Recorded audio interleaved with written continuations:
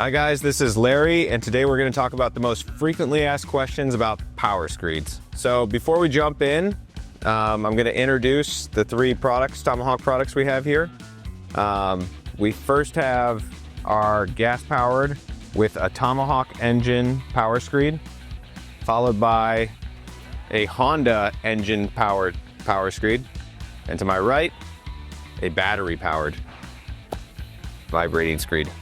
So those are the three. We'll go over your questions today. If we don't get your question answered, leave a comment with your question below, and let's jump into it. So one of the first questions we get is, what's the difference between using a power screed and going a traditional method? Great question.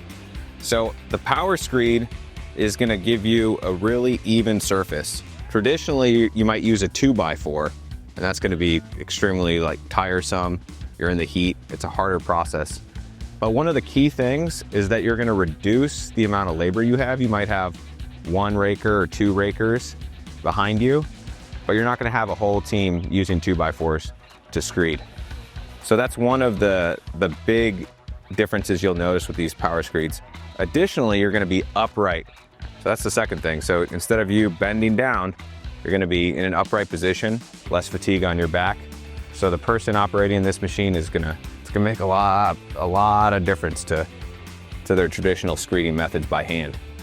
And then the third is it's gonna have other effects. You're gonna have a cleaner finish, and when you use your bowl float, you're not gonna have to work it 2 times, maybe just once. So after you screed with these vibrating screeds, because of the vibration, using the bowl float's a lot easier.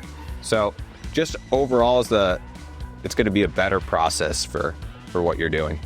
All right, thank you for taking the time to hear questions about power screeds. I hope you guys learned a little bit. If you have more questions, leave them in the comments below, and we'll be sure to try to reach out to you and get those answered. But thank you for learning, and we'll see you guys out there.